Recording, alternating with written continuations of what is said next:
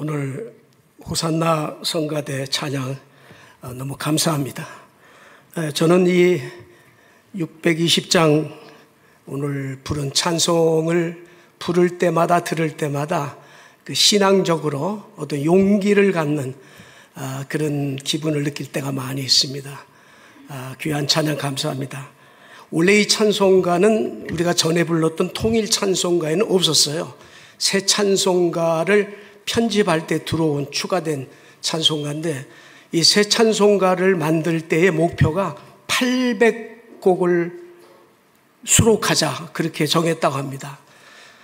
근데 800곡을 수록하기 위해서 이제 북미나 유럽에 또 한국에서 부른 여러 가지 복음성가들 중에서 은혜스러운 찬양들을 다 골라가지고 이게 추가해야 되는데 도저히 못하겠더래요. 왜냐하면은 찬송가 가사와 악보가 중요한 것이나 그 지은 작사와 작곡가가 살다가 죽기 전에 무슨 사회적인 문제를 일으켰다든지 뭐 스캔들이 있다든지 그러면은 찬송을 부를 수 없잖아요. 그 찬송가를. 그걸 빼버려야 되니까 그 많은 찬송가를 다 폐쇄시켜야 되니까 그래서 이 찬송가를 선택한다는 것이 엄청 어렵다 하는 얘기를 제가 들었습니다. 지금 620장의 찬송가는 미국 교회가 일부 교파는 찬송가로 일부 교파는 복음성가로 불렀던 그 찬송가 중에 한국의 나영수 교수라는 분이 계시는데요.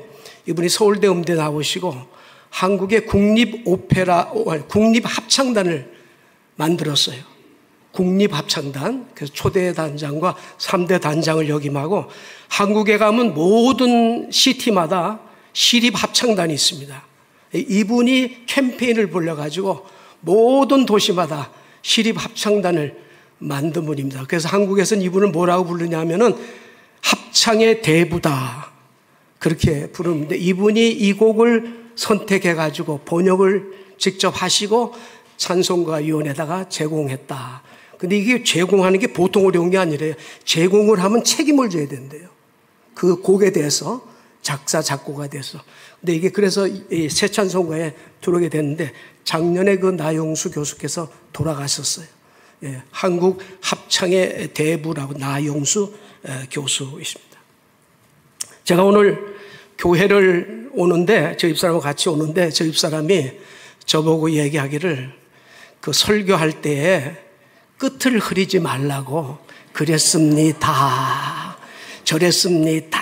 분명히 하라고 왜 이렇게 끝을 흐리냐고 그렇게 저보고 얘기해서 좀 오늘 좀 잘하라고. 근데 이제 내가 하루에 3끼를 얻어먹는 삼식이거든요. 근데 말을 잘 들어야 되지. 나야가라에서는 그 뭐 밥 안 해주면 어디 사 먹을 데도 없어요. 그래서 오늘 내가 좀 지키려고 노력을 하겠습니다. 굉장히 어려워요. 예, 전 말을 조금 다른 사람에 비해서 빨리 하는 편이 돼서 그 지키기가 쉽지 않은데 듣는 사람은 말이 마지막에 흐리면은 안 좋다고 그렇게 얘기를 하더라고요. 저는 뭐 이제 설교하는 사람이니까 이 듣는 청중의 얘기를 잘 리슨을 할 필요가 있는 것 같아요. 그래서 오늘 제가 노력을 해볼 테니까요. 그 대신에 설교 시간 한 5분 정도 늦어집니다. 우리 교회가 1991년도에 한국의 김영길 박사님을 초청했습니다. 그래서 신앙광자를 했습니다. 그래서 우리 교회뿐 아니라 저 런던, 나야가라, 키치너, 저 몬트리올까지 한 달 동안을 순회하면서 강좌를 했는데 그 제목이 뭐냐 하면은 창조과학이라는 얘기예요. 창조과학. 이분은 그 나사 우주센터에서 오랫동안 일했던 과학자입니다. 그 기간을 마치고 한국으로 돌아갔어요. 돌아가서 이제 한국의 크리스찬들 가운데 과학자들을 모아서 우리가 전공한 그 과목에서 우리 성경을 좀 더 과학적으로 우리가 입증하는 데 도움을 주자. 그런 취지를 가지고 많은 책도 만들고 강연도 다니고 이미 미국에서 그 창조과학학회라는 게 있었거든요. 거기서 발간된 것들을 다 번역해가지고 또 저희들에게 다 해주고 그래서 굉장히 도움이 됐고, 예를 들자면 목사가 창세기에 나오는 창조 얘기를 하면은 듣는 교인들은 의뢰인 목사들은 그렇게 얘기하겠지라고 그렇게 생각을 합니다. 그런데 과학자들이 그런 얘기를 하면은 귀가 좀 더 솔깃하게 되지 않겠어요? 그래서 이분들이 큰 역할을 감당했습니다. 그 후에 이분이 이제 온누리교회를 다니면서 이제 시무장로님도 하시고 사역장로님도 하시는 가운데 그 하용조 목사님께서 우리가 크리스찬 대학교를 한번 설립하자, 이제 그런 취지를 가지고 캠페인을 벌이게 됐어요. 왜냐하면은 한국의 연세대학교나 이화대학교 다 인류대학인데 그 선교사들이 세운 학교 아닙니까? 그러니까 다 미국 교회 교인들이 헌금해서 세운 교회인데 이제 우리 한국 교회가 이렇게 커졌으니까 우리의 힘으로 우리 크리스찬 대학교를 만들자, 캠페인을 시작했더니 그 얘기를 듣고 포항에 있는 어떤 독지가가 넓은 땅을 내가 기증하겠다. 그래서 그 포항에다가 한동대학교라는 대학교를 세웠습니다. 그리고 김영길 박사님께서 초대 총장을 하시다가 지금 돌아가셨습니다만 참 큰일 하셨어요. 마침 우리 교회 청년부 출신 하나가 그 학교에 교수를 하고 있을 때에 제가 한국 갔었어요. 그때 초청을 받아서 그 학교를 자세히 돌아볼 기회가 있었는데 너무 자랑스럽더라고요. 너무 자랑스러워요. 참 훌륭한 그런 평신도 분들이 너무 많으십니다. 그래서 이분들이 소위 말하는 과학적으로 성경을 입증하기에 그 애쓴 분들 1세대예요. 지금은 3세대로 내려갔습니다만은 2세대에 그 스타트한 사람이 누구냐 하면 최승은 박사라는 분이 계십니다. 이분은 서울대학교 천문학과를 졸업했습니다. 그리고는 미국의 미네소타 대학교에 천문학을 박사학위 받기 위해서 갔어요. 그래서 학위를 받고 한국에 가서 서울대학교에서 지구과학이라고 하는 과목을 쭉 가르치면서 이분이 원래 크리스찬이 아니었는데 유학 가서 있는 동안에 크리스찬이 돼가지고 이분이 한국에 들어와서 그 김영길 박사와 함께 젊은 그 과학자들을 모아서 우리가 창조과학회를 대를 잇자 해가지고 만든 것이 과신대 아카데미라는 거예요.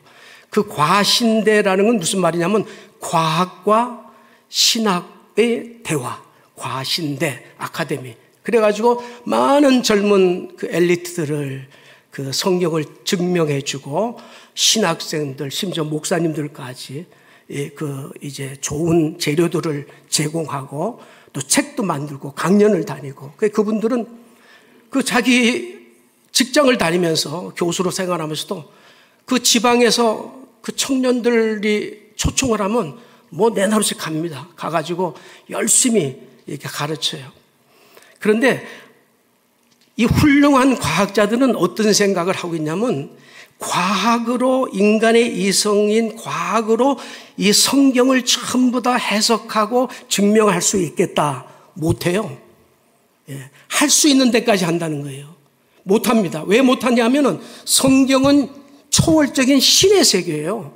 신의 세계이기 때문에 아무리 과학이 발달된다고 하더라도 과학으로 도저히 해석할 수가 없어요. 초월적인 신의 세계이기 때문에. 근데 그거를 이분들이 알아요. 우리가 하는 거는 과학으로 우리가 배운 지식을 가지고 성경을 완전히 해석한다는 게 아니라 최선을 다한다는 거예요. 그러나 우리는 하나님의 초월적인 신의 세계, 우리가 도저히 이해할 수 없는 세계가 있다고 하는 걸 인정하고 하는 거예요. 이게 훌륭한 점이에요. 과신대 아카데미. 근데 이분이 이제 아까 그 최 박사가 그 집안이 아주 불교에 철저한 집안이고 그렇게 가난했대요. 대학을 졸업하기 위해서 뭐 신문팔이도 하고 뭐 안 해본 게 없더라고 얘기를 들으니까. 그렇게 고생하고 공부를 마치고 유학을 가게 됐는데 그 9월 달에 이제 대학교를 들어가가지고 12월 달 됐는데 석 달밖에 안 됐잖아요. 이제 크리스마스 때 신년 다 놀잖아요. 방학이 됐는데 심심하고 외로운데 마침 그 학부 학생을 하나 만드는데 한국 사람 만났는데 그분이 우리 송년회를 하는데 한번 가지 않겠느냐고. 그래서 너무 외로워서 공부하느라고 한국 사람을 한 번도 만난 일이 없고 그래서 가겠다고 그랬대요. 쫓아갔대요. 쫓아갔더니 교회에서 모임을 갖더라는 거예요. 한 20여 명의 젊은 주로 학생들이 모여서. 근데 그 송년회를 하고 이제 음식도 한국 음식도 먹으면서 이제 얘기하고 그러는데 어떤 사람이 그 유학 와서 얼마나 고생하겠습니까? 그 힘든 얘기를 막 하니까 거기에 참석한 어떤 젊은 사람이 그거 뭐 걱정하느냐고 기도하면 다 해결된다고 그렇게 무식한 소리를 하더래요. 세상에 이거 유학까지 와서 공부하는 사람이 무조건 기도하면 된다는 게 말이 되네요. 도저히 이해가 안 되는 거죠. 참 무식한 사람 오늘 이 자리에 참석했네. 그러고는 이제 집에를 돌아가서 신년을 맞이해서 시험 때가 됐는데 이 시험에 자기가 패스를 못하면은 장학금을 못 받는데 장학금을 못 받으면은 자기는 돈이 없어서 자기 부모들이 자기 올 때 여비 한 번 못 보탰대요. 자기가 미네소타 대학교에 유학할 때 자기 아버지가 돈 10원도 안 주면서 염주를 줬대, 염주를 주고 주머니 넣어주고 어려울 때마다 염주를 이렇게 만지고 염불을 해라. 그리고 종교를 바꾸면 우리 집안이 망한다. 그 얘기를 어렸을 적부터 항상 들어왔었대요. 그리고 자기가 왔대요. 그런데 내일 시험인데 마음이 급해지더래요. 만약에 이거 패스 못하면 이거 한국으로 가면 무슨 망신이냐. 그래가지고 그 무식한 사람이 얘기한 게 생각이 탁 지나가더래요. 그래서 하나님 도와주세요. 내일 내가 합격 안 하면 저는 쫓겨납니다. 그 시험장에 갔대요. 4문제가 나왔는데 첫째 문제 새카맣게 무슨 말인지 모르겠더래요. 이제 미국에 유학 간 사람이 석 달 만에 시험을 치는데 다 영어로 시험 치지 한국말로 시험 치는 게 아니잖아요. 둘째 문제가 나오는데 들어보지도 못한 문제가 나왔더래요. 셋째 문제도 전혀 모르겠더래요. 넷째 문제는 자기가 잘하는 게 나왔는데 감사하게도 4문제 중에 한 문제만 소술해라. 이렇게 시험 문제가 나왔더래요. 얼씨구 좋다. 그래가지고 마지막 4문제를 쫙 풀고 자기가 1번으로 제출하고 나왔대요. 패스했습니다. 너무 좋더래요. 정말 내가 기도한 거 들어주셨나? 이런 생각이 들더래요. 그러면서 주일날이 됐는데 나 그 무식하게 생각한 사람 그 사람을 생각해서라도 교회를 한번 가야지. 보답하기 위해서 가려고 전화를 했대요. 교회를 가고 싶다. 자동차가 없으니까. 그랬더니 자기 기숙사를 패스하는 교인이 하나 있으니까 그 사람 차를 타고 오라 그러더래요. 근데 전화가 왔더래요. 내일 내가 몇 시에 픽업하러 갑니다. 예배는 11시에 예배를 드리는데 10시까지 가야 됩니다. 왜냐하면 10시에 가서 성경 공부를 해야 됩니다. 그리고 예배를 마치고 나서 이제 성가대 연습을 또 1시간 해야 됩니다. 성가대 반주잖아요. 그러니까 괜찮겠느냐고. 근데 찬스가 없잖아요. 갈 수가 없으니까. 알았다고. 그래서 그분 차를 타고 교회를 갔대요. 교회를 가면서 성경 공부인데 자기 혼자 우두커니 이렇게 앉아있으니까 그 가르치는 선생이 들어오라고, 우두커니 혼자 앉았냐고 들어오라고. 그래서 들어와가지고 뒤에 앉았는데 무슨 말인지 하나도 모르겠더래. 그 예배를 다 마치고 나니까 예배 때도 염주를 주머니에 넣고 만지하면서 예배를 드렸대요. 설교가 들어오겠어요? 무슨 말인지 하나도 모르지. 예배를 다 마치고 나서 성가 연습을 하는데 본당에서 연습을 하는데 막 연습하니까 주의자 그러더래.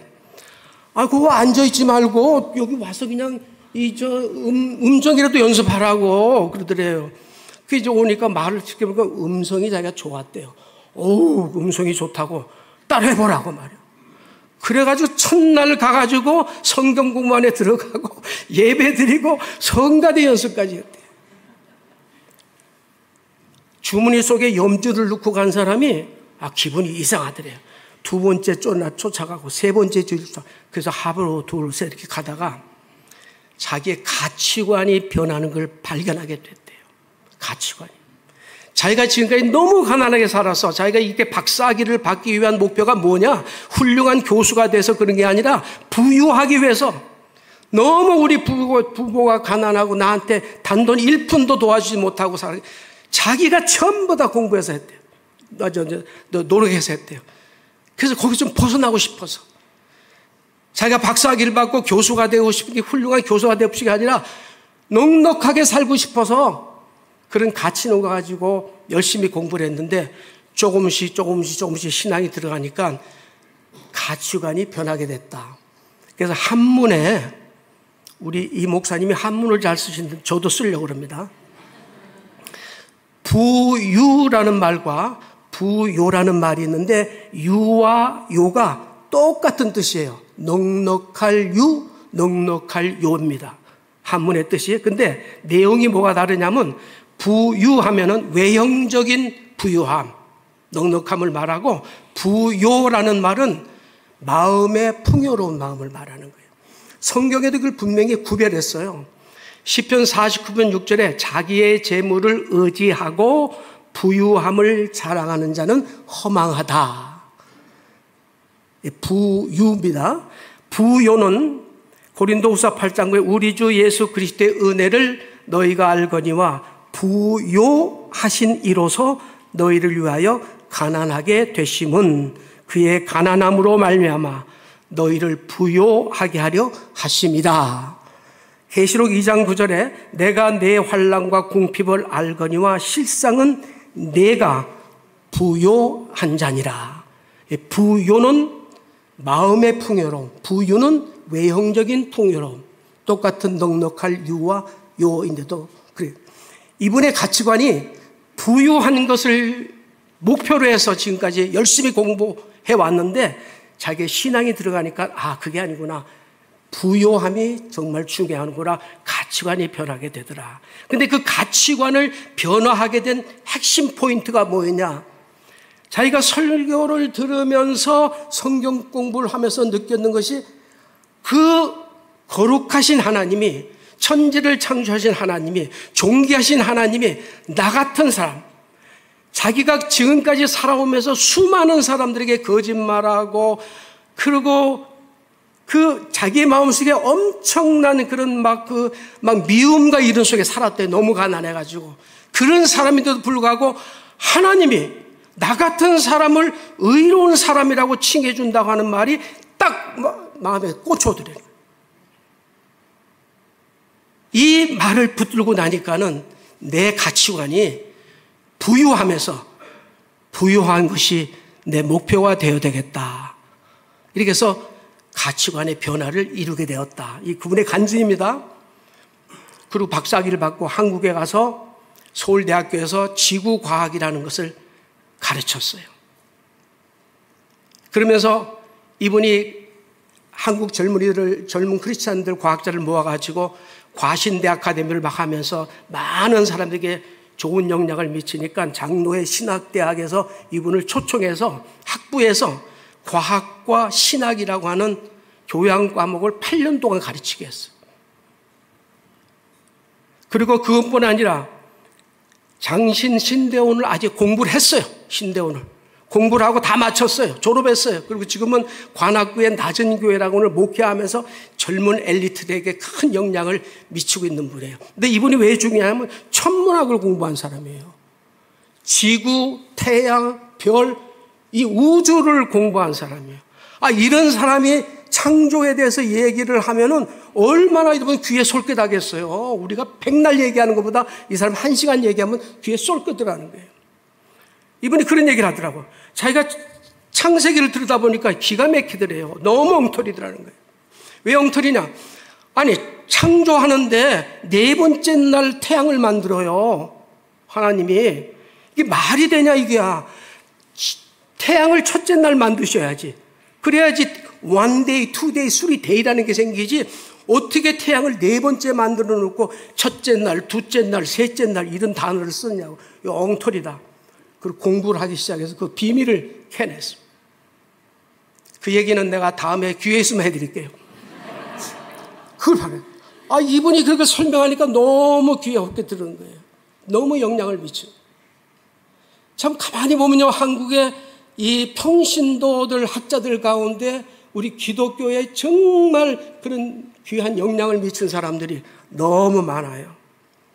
그런데 이 최 박사라는 분이 이제 이런 활동을 하는데, 그 교회가 미네소타 한인 장로교회 통합직에 속해 있는 교회인데, 거기 이제 그때의 담임 목사가 지금 원로 목사가 됐어요. 유봉천 목사라는 분인데, 그분이 그의 책에서 그런 얘기를 했어요. 자기가 지금까지 목회를 40년 동안 하면서 이민 목회하느라 고생도 많이 했지만 저 최 박사 때문에 내가 참 보람을 느낀다.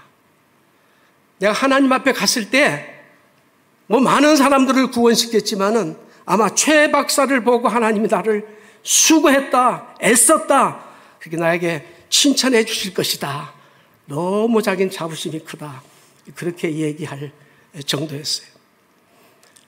그러면 이분이 그렇게 가치관을 변화하게 한 그 하나님의 의로움, 그것이 무엇인가 우리가 성경에서 잠깐 들여다보려고 합니다. 구약과 신약에 있어서 내가 비교표를 한번 만들어 봤어요.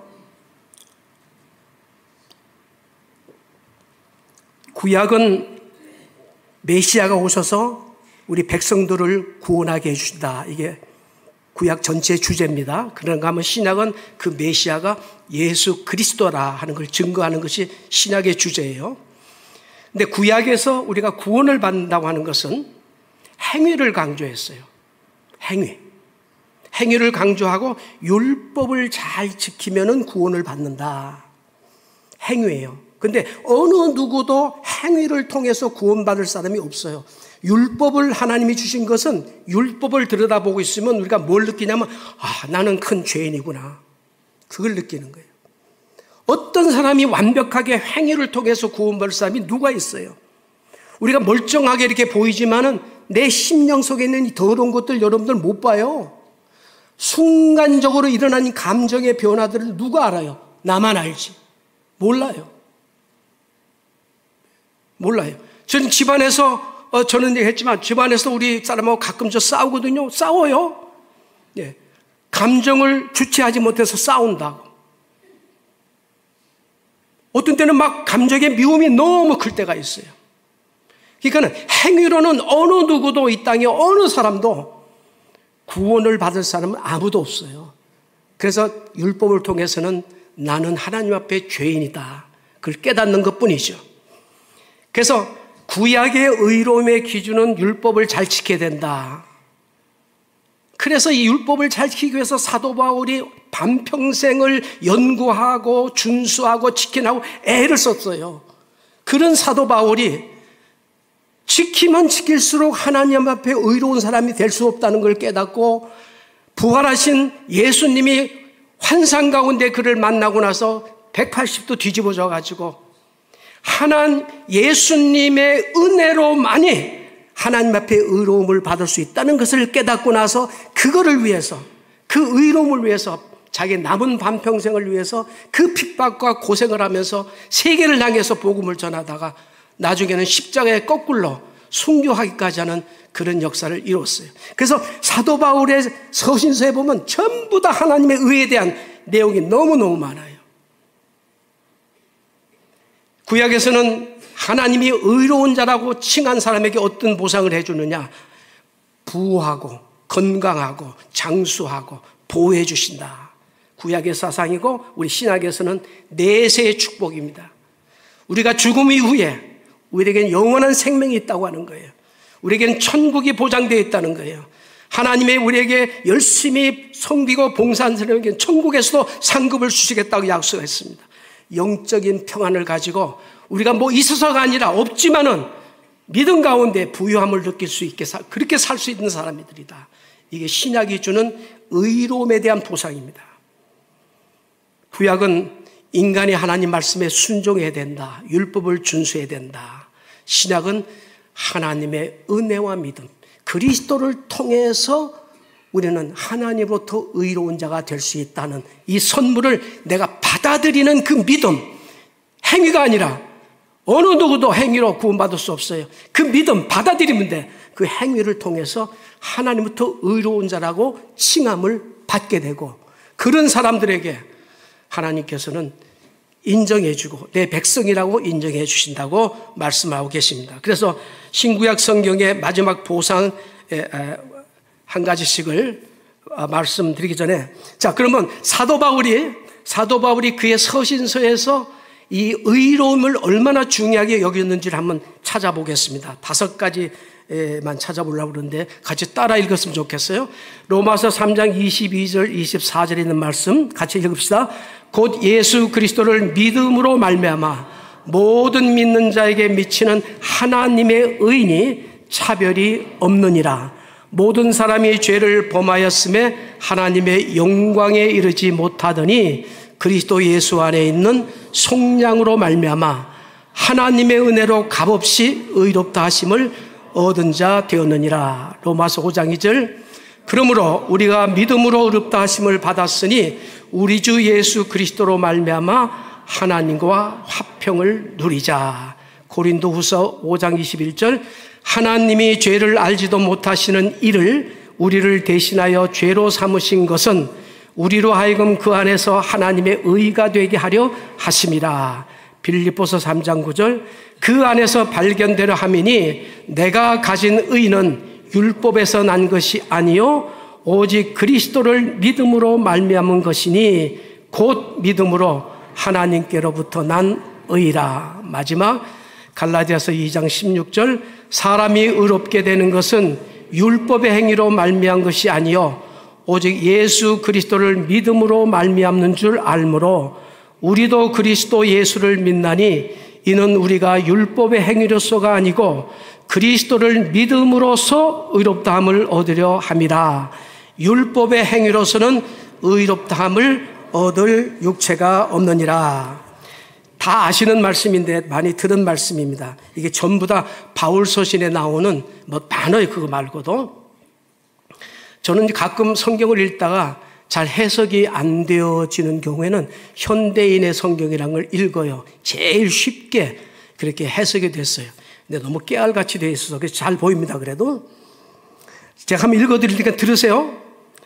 모든 사람이 죄를 지어 하나님의 영광스러운 표준에 미치지 못하였으나 하나님의 은혜로 예수 그리스도를 통하여 구원을 받아 값없이 올바르다는 인정을 받게 되었습니다.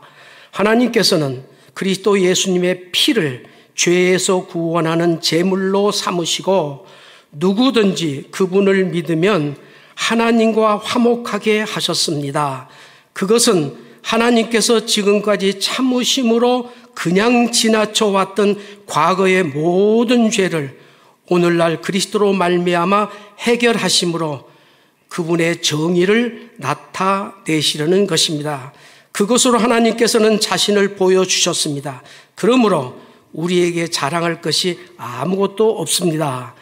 하나님께 올바르다고 인정되는 것이 율법을 지킴으로 됩니까? 아닙니다. 오직 믿음으로만 됩니다.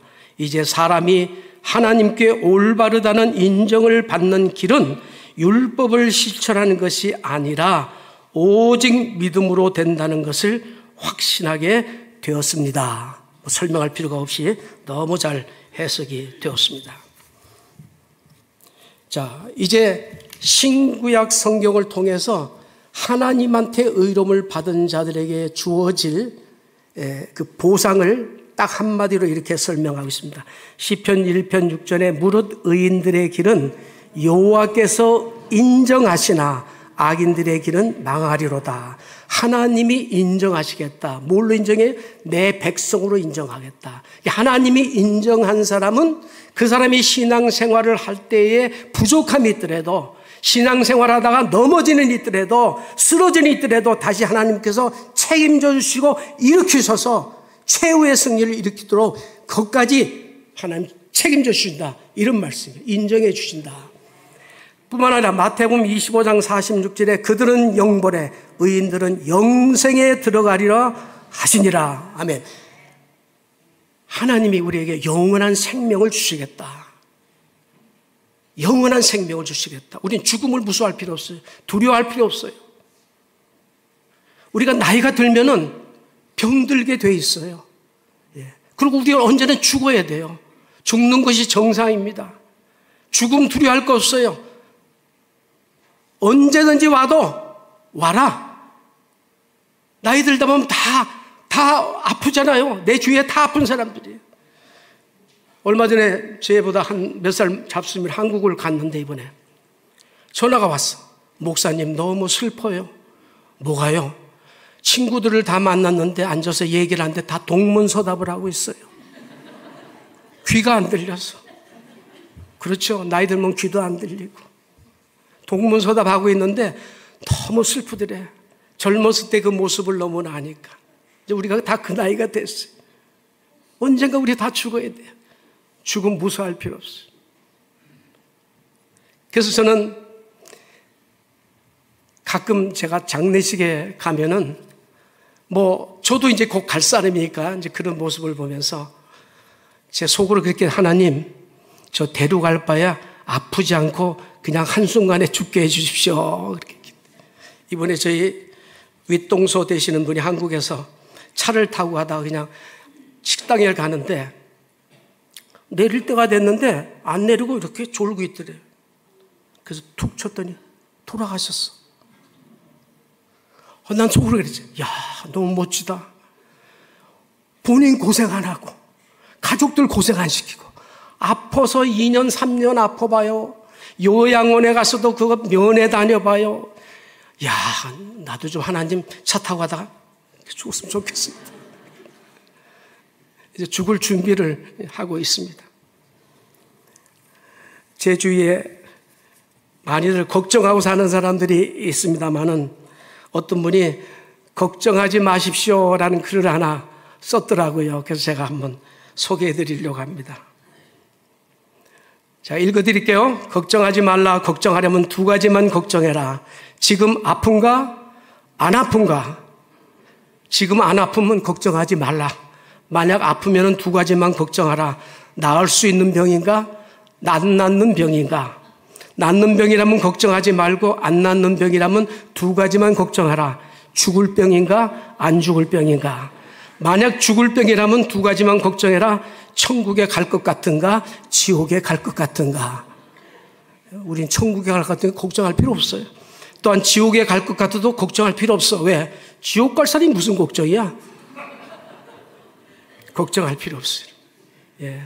우리는 아프면 나이 들면 다 아프고 다 죽게 되어 있습니다. 죽음 걱정할 필요 하나도 없습니다. 나는 사도 바울이 자기의 죽음의 임종을 앞두고 고백한 얘기가 너무 저한테 마음에 와들어요.